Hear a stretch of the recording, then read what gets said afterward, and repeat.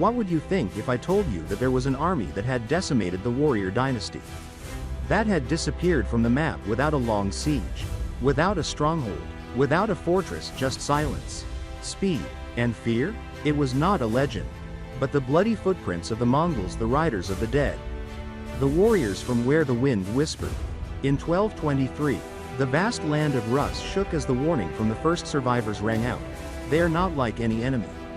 They do not fight as we know. And when you recognize the remnants of the hunt, it will be too much. Where the Dnieper and Kalka rivers meet, a deadly game was being played. The Rus princes, confident with thousands of men, thought they were hunting a small, weak Mongol group, who were retreating in fear. But in truth, they were only fools in a bloody sieve, a trap that had been built hundreds of dams before, and woven with the strategy of armor that turned war into the art of killing fish. The first move had begun, disappearing at the target, not attacking, not defending, but feigning disintegration, feigning defeat. The Mongol cavalry looked like they had been routed, running like a pack of confused rats. But every step was calculated. They were leading them further and further away from their means, cutting off their supplies, wearing them down. Each Mongol step was a rope tied to their own fate. By the time the Russians realized they were being led, they were already too deep. There was no path, there were no allies, there was only one thing coming, death. In the stillness of the morning mist, the Rus had no idea that they were entering the second part of the Symphony of Death, the second act, the silence before the storm. Unlike the noisy and cumbersome armies of Europe, the Mongols marched like ghosts. They had no large supply wagons, no need for artillery, no need for logistics. Each cavalryman was a living arsenal carrying bows, swords, knives, shields, and even food. They shot from horseback, fought on the move, and moved farther and faster than anyone had ever known in the world at that time. On the sixth day of the pursuit, the Rus began to notice something strange. There were no more scattered Mongol bodies. There were no more chaotic footprints. Instead, there were cold ashes, fires that had died out days before, as if the enemy had known they were coming. The silence made the soldiers suspicious. The princes argued. Some said they should turn back. Others, especially Mstislav of Kiev, laughed and spurred their horses on, convinced that glory lay ahead. Then on the afternoon of the seventh day, a strange signal came from ahead. The cavalry scouts returned, shouting, "The Mongols! They are retreating!" And immediately, without waiting for orders, the bulk of the Rus army rushed in pursuit. What they did not know was that at that very moment, 3 other Mongol formations had begun to move, from the flanks and the rear. They had circled silently for hundreds of miles in the dark, moonless nights to form a giant iron clam. The retreating the Rus had seen were only bait. The trap was closed. All that was missing was the death signal. The horns sounded like a call from hell. 1, then 2, then 3. Like an ancient ritual, they did not signal victory, but awakened the nightmare that had been nurtured throughout the journey. By the time the Rus realized they were surrounded, it was too late to flee. Ahead of them, the retreating Mongol armies suddenly turned, their ranks in order, their bows drawn. From the 2 open woods, the horsemen poured out like wolf packs in an arc. From behind, where the Rus guards had thought they were safe, a wave of silent warriors, their faces covered in black, rushed forward like the Grim Reaper. The third move, the silent blood dance. Not a cry, not a word. The Mongols killed as if they had been doing it all their lives, and they had. The arrows flew endlessly, piercing deep into the flesh, piercing armor as if piercing bare flesh. Those who did not die from arrows would die from the crushing hooves of horses, or from the curved crescent-shaped blades. The Rus formation quickly fell into disarray. They had never fought like this before, attacked from 3 sides, on unfamiliar terrain. Tired and hungry, every small group that attempted a counterattack was cut off and annihilated instantly. The once proud princes, riding high on their horses, now fled in panic from the battlefield. But where to? Every road was a side. Every retreat was blocked. The Mongols did not fight to win, they fought to destroy.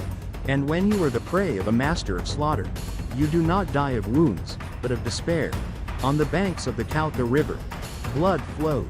An empire had just learned its first lesson. You cannot hunt those who hunt you. The battlefield was no longer a battlefield. It was a living graveyard. The Rus soldiers were surrounded by 3 walls of death. Each wall was lined with thousands of Mongol cavalry. Bows still drawn, swords still red with blood. There was no hope of rescue. No prayer could save them from the massacre that had been staged like a ritual. Some tried to escape, throwing off their armor, running into the Kalka River hoping that the water would wash away the death that followed. But the Mongols had counted the river. Those who swam across were shot by arrows. Those who dived were dragged up and executed without mercy. They even sent archers to the opposite bank as if to remind them that no place was beyond their reach. Now the Rus princes were taken alive.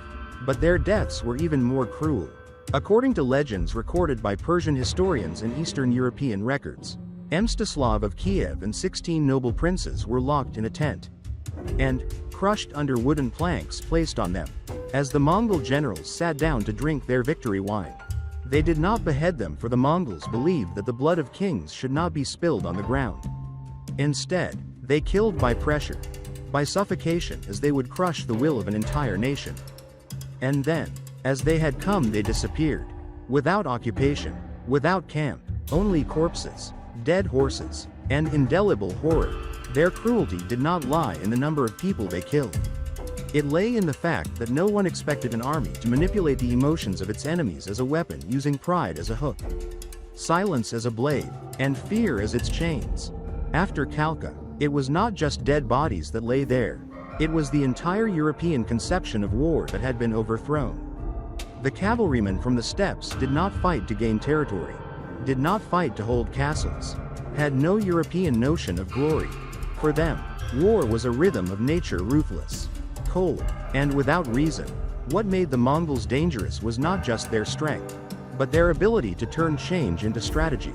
They struck not at the enemy's body, but at their mind. After Kalka, the whole of Rus fell into chaos, not because of the loss of life, but because no one understood how they had lost.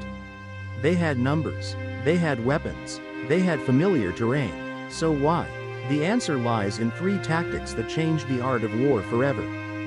Feigning defeat to lure the enemy into a state of false victory, a fatal mistake.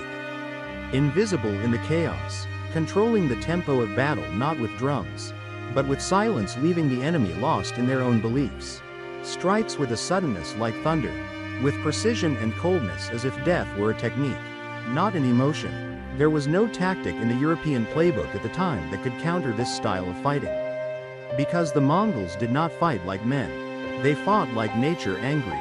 And that was something the West had never prepared for.